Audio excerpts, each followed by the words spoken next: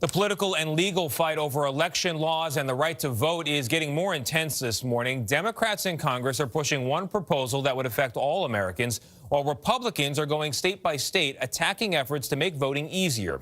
Ed O'Keefe is with us now. Ed, good morning to you. So the Supreme Court just heard arguments on some voting restrictions in Arizona?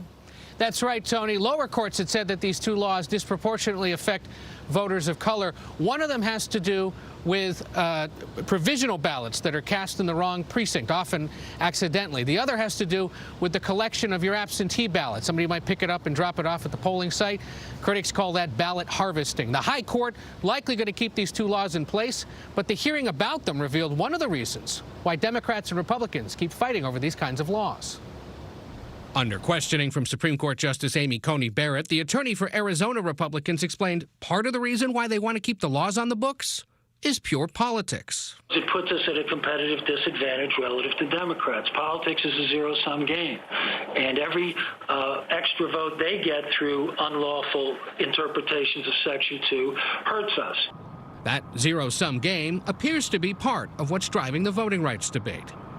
In Washington, Democrats controlling the House are pushing through a plan that they say would expand voting rights and establish new national standards for automatic voter registration and how elections are conducted. We can deliver the gold standard of reforms to protect the right of Americans to vote. Republicans say it goes too far. Under the Constitution, we generally defer to states and counties to run elections. Democrats want to change that.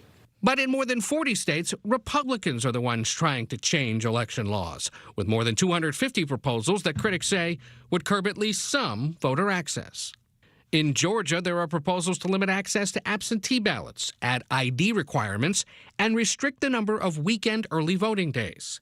Republicans say the changes address unsubstantiated concerns about alleged widespread election fraud. That an integrity of an election is just as important as access to an election. Democrats say they would disenfranchise minority voters. You are choosing to support a bill that is so egregious that it is nationally known as Jim Crow in a suit and tie.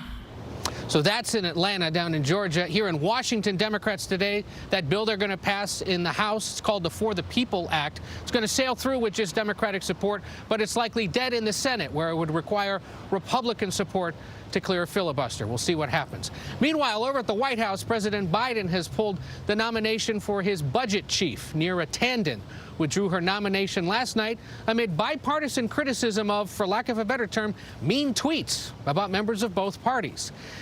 The White House says they're going to find something else for her to do instead that doesn't require Senate confirmation. Tony? Yeah, the definition of mean tweets is pretty elastic given the tweets of the former president. I'm curious, Joe Biden cannot be accused of rushing to remove this nomination. He stuck with it for quite a long time. How come? Well, a few reasons. One, they wanted to keep Tanden in place because, you know, she represents some history. She would have been the first Indian American to hold that job. She's one of the women that they're trying to get nominated to senior posts. The other is that they were under the belief that they could get at least one Republican vote for this, given that at least one Democrat had said they weren't interested in confirming her. But ultimately, the horse trading that was going on, they determined that it just couldn't happen. I suppose the moral of the story is, Tony, just watch your tweets.